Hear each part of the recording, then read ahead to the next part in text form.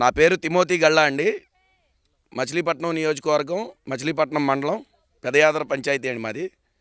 దాదాపుగా నాకు ఇక్కడ 2, 3 చోట్ల పొలాలు ఉన్నాయండి. ఈ చెరువు పొలం ఉంది.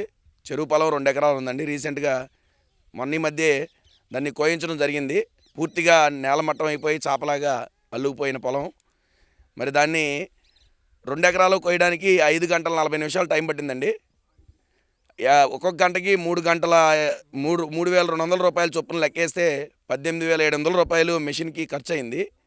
మరి ఈరోజు ఉదయాన్నే నాకు వడ్లు ఇంటికి రావడం జరిగింది. మరి అవి లెక్క కడితే 2 ఎకరాల మీద 38 బస్తాలు అయినాయండి. 38 బస్తాలకి నేను కొయ్యడానికే సరిపోయింది.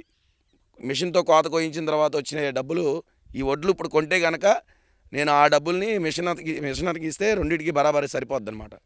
మరి ఇప్పటివరకు నారుమళ్ళు వేసి పూడ్చి, మరి ఆ తర్వాత కలుపులు తీయించి, మరి 3 సార్లు ఎరువులు కొట్టించి దానికి రసాయనాలు, పెస్టిసైడ్స్ ఇవన్నీ వాడి ఆ ఖర్చంతా ఎడిపోయిందో కూడా ఇప్పుడు లెక్కలేని పరిస్థితి.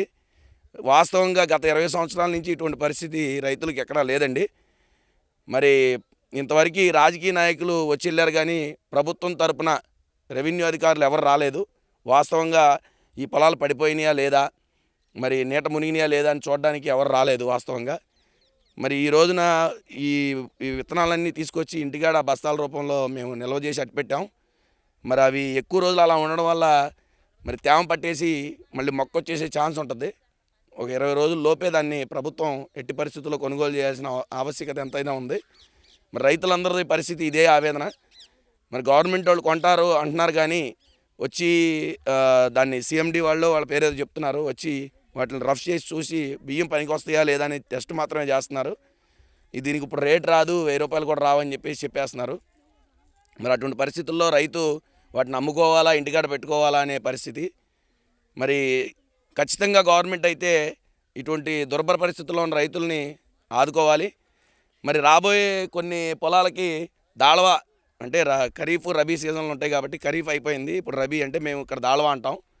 మరి ప్రభుత్వం సూచించిన సచివాలయాలు సూచించిన ప్రకారం మా ఊర్లో 11-21 అనే గ్రేడు విత్తనాలని సబ్సిడీలో ఇస్తున్నారు. అది మంచి విషయమే, కాదంటలేదు రాబోయే పంటకి దాళవాకి. కానీ ఆల్మోస్ట్ ఇప్పుడు డిసెంబర్ నెల ఎండింగ్ అయిపోయింది. జనవరి 10వ తారీఖు వరకు ఇక్కడ ఎవరు రైతులు ఆకుమళ్ళు పోయలేని పరిస్థితి. ఎందుకంటే ఇంకా కొన్ని వడ్లు పొలాల నుంచి రాలేదు, కొన్ని రాసులు పొలాల్లోనే ఉన్నాయి. మరి జనవరి 10వ తారీఖు వరకు ఆకుమళ్ళు పోస్తే ఆకుమడి ఊడుపు వేయడానికి 25 రోజులు పడుతుందండి.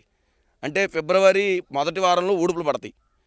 ఇప్పుడు ఈ ప్రభుత్వం ఏదో సంస్థ ద్వారా విత్తనాలను సరఫరా చేస్తుంది. మరి మిగిలిన 1156 గ్రేడ్ దానికన్నా ఇది 15 రోజులు ఎక్కువ టైం తీసుకుంటుంది. వాస్తవాలు మీరు ప్రజలు చూపిస్తారని చెప్తున్నాను. 15 రోజులు ఎక్కువ టైం తీసుకుంటుంది. ఫిబ్రవరి మొదటి వారంలో పూడిస్తే 105 రోజులు లెక్కేసుకోండి. అంటే మే నెల 10వ తారీఖు వరకు కంపల్సరీగా ప్రతి కాలువ ద్వారా రైతులకి నీరు అందించాలి. ఇప్పుడు నివార్ తుఫాను వచ్చింది, ఏదో మునిగిపోయినాయి, అన్నీ చేతికొచ్చిన వడ్లు వెళ్ళిపోయినాయి అనుకుంటున్నాం. ఇదే పరిస్థితి రేపు మే నెలలో కూడా రిపీట్ అయ్యే పరిస్థితి ఉంది. అప్పుడు అతివృష్టి ఇప్పుడు వచ్చింది, అప్పుడు అనావృష్టి అంటే రైతులకి కాలువల ద్వారా నీళ్ళు అందించకపోతే, ఎస్పెషల్గా మా ఏరియాకి నీళ్ళు అందించకపోతే పొలాలన్నీ బీట్లు మారిపోయి నీరు అందక పొలాలన్నీ చనిపోయే పరిస్థితి. మరి ప్రభుత్వం అత్యుత్సాహంతో మరి ఈ సబ్సిడీ విత్తనాలు అయితే ఇస్తుంది కానీ ప్రతి రైతుకి భరోసా ఇవ్వాలి. మే నెల 10వ తారీఖు దాకా నీళ్ళు అందిస్తామని చెప్పి భరోసా కూడా ఇవ్వాలి. మరి మీడియా ముఖంగా నేను విన్నవించేది ప్రభుత్వానికి ఏంటంటే ఖచ్చితంగా మే నెల 10వ తారీఖు వరకు కూడా ఈ దాళవా ఊడ్చే ప్రతి చోట కాలువల ద్వారా నీరు అనేది కంపల్సరీ అందించాలి. అలాగే ఈ విధంగా నష్టపోయి ఈ వడ్లు నిల్వలున్న ప్రతి రైతు దగ్గర తక్షణమే గవర్నమెంట్ సమాలోచన చేసి ఈ వడ్లన్నీ కొనుగోలు చేసే ప్రయత్నం చేయాలని చెప్పేసి నేను రైతుల తరపున కోరుకుంటున్నాను.